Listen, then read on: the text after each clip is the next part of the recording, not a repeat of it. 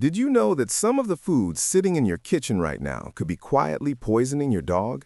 Not all at once, not in a way you'd immediately notice, but slowly, meal by meal, in ways that won't show up until the damage is already done. And the most dangerous part? These aren't mystery ingredients. They're things you probably give your dog without a second thought, because they seem completely harmless. Let's start with the one that shocks most owners the most. 1. Grapes and raisins. Have you ever tossed your dog a grape as a snack? Maybe dropped a raisin on the floor and figured it was fine since they're just fruit? Most people do. It seems so innocent, a tiny piece of fruit. What could it possibly do? Here's what's actually happening inside your dog's body when they eat even a small amount. Grapes and raisins contain a compound that researchers still haven't fully identified, and that unknown compound causes acute kidney failure in dogs. Not over years, not gradually, within 24 to 72 hours. A study published in the Journal of Veterinary Emergency and Critical Care found that even a single serving, just a small handful, was enough to trigger fatal kidney failure in otherwise healthy dogs. And the terrifying part is that some dogs show no reaction the first time, so owners assume they're safe. They keep feeding them, and then one day, the kidneys just give out. Your dog can't tell you their back hurts or their urine looks wrong. They'll just slow down, stop eating, and by the time you notice something is off, the damage may already be irreversible. The rule here is absolute. No grapes, no raisins, no exceptions. Not even one. 2. Xylitol, the sweetener hiding in plain sight. You've probably never bought a bag of xylitol on purpose, but there's a very good chance it's already in your home right now. It hides in peanut butter, the very thing millions of dog owners use to give medication or fill puzzle toys. It's in sugar-free gum, some yogurts, protein bars, toothpaste, and dozens of other products labeled natural or healthy. When a dog ingests xylitol, their pancreas releases a massive flood of insulin in response. Insulin that wasn't needed. Insulin that drops their blood sugar so fast their brain can't function. A paper in the Journal of the American Veterinary Medical Association documented cases of dogs going from normal to seizuring within 30 minutes of xylitol ingestion. At higher doses, it causes liver failure. And here's what makes this one so dangerous. Owners give their dog xylitol-containing peanut butter every single day, thinking they're treating them well. Every lick of that spoon is a small dose of something their body isn't built to handle. Before you buy anything that goes near your dog's mouth, read the label. If you see xylitol, put it back. 3. Cooked bones. Be honest, have you ever given your dog a bone from a roasted chicken or a leftover pork rib? It feels natural, it feels ancient, like the most instinctively correct thing you could give a dog. But that instinct is built on a dangerous misunderstanding. Raw bones are mostly flexible. Cooked bones are brittle. When a dog chews a cooked bone, it doesn't bend, it splinters, and those splinters don't dissolve. They travel down the esophagus, into the stomach, sometimes through the intestinal wall. A retrospective study in Veterinary Record found that gastrointestinal perforations from cooked bone fragments were among the leading causes of emergency surgery in dogs, and that a significant percentage of those cases were fatal, even with surgical intervention. Your dog's enthusiasm for a bone is not their body telling you it's safe. It's their instinct firing regardless of the risk. They would eat a rock if it smelled like meat. That enthusiasm is not consent. That enthusiasm is not safety. Put the cooked bones in the bin. If you want to give them the real chewing experience, ask your vet about raw bones or purpose-designed chews. 4. Onions and garlic.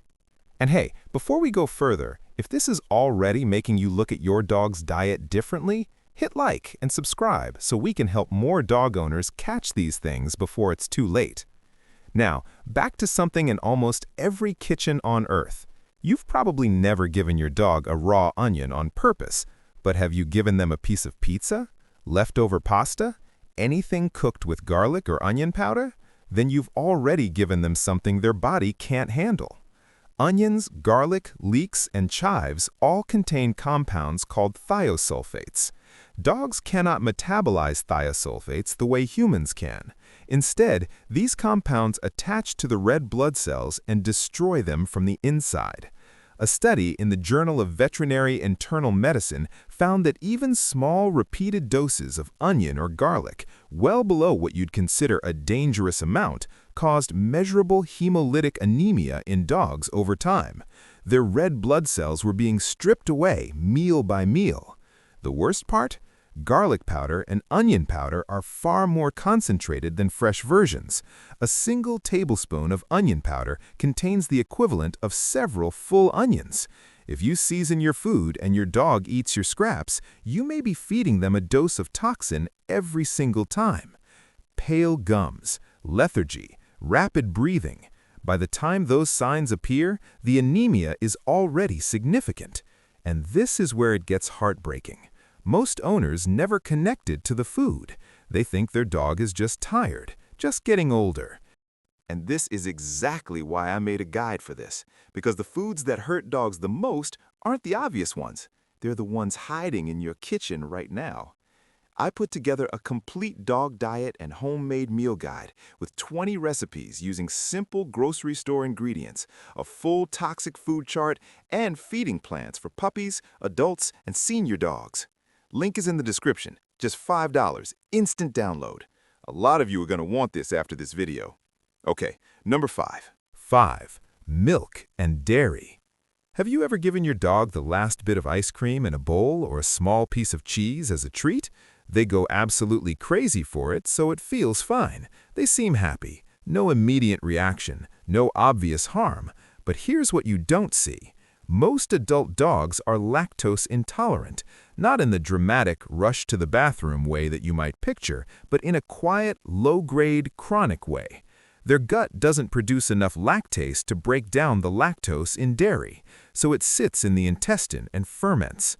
A study in comparative biochemistry and physiology found that regular dairy exposure in lactose-intolerant dogs caused persistent gut inflammation, altered microbiome composition, and increased intestinal permeability, what researchers sometimes call leaky gut.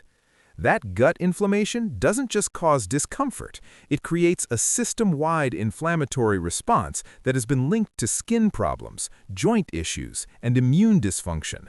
Your dog can't tell you their stomach hurts, they'll just itch more, they'll be a little stiff, they'll seem a little off. And most owners never make the connection because the reaction is delayed and diffuse. It doesn't look like food poisoning, it looks like life. 6. Macadamia nuts.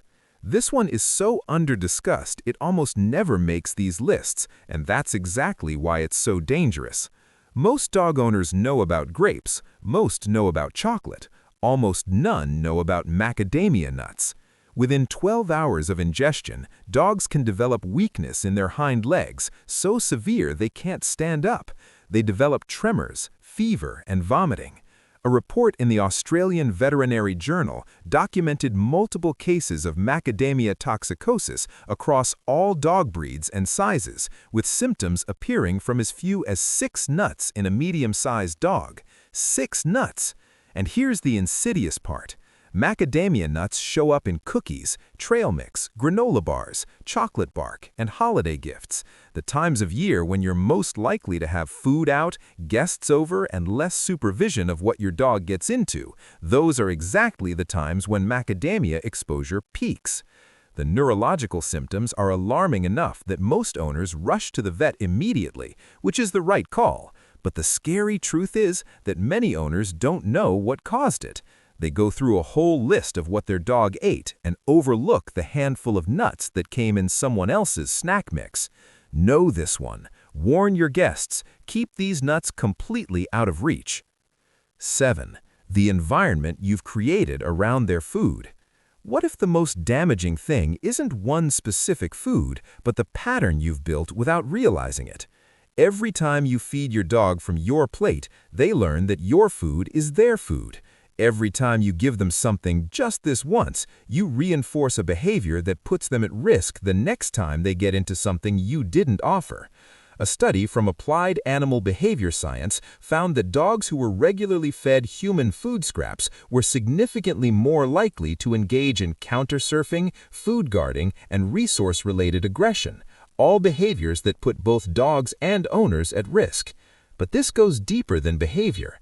The cumulative effect of repeated small exposures, a little onion here, a raisin there, some peanut butter with xylitol, dairy every few days, doesn't look like poisoning. It looks like aging. It looks like bad luck. It looks like he was always a sensitive dog.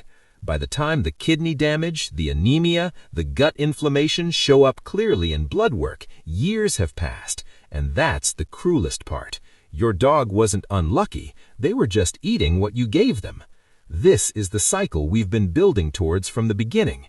The foods seem harmless, the reactions are delayed, the damage is invisible, and then one day the vet uses a word that breaks your heart, and you have no idea how you got there.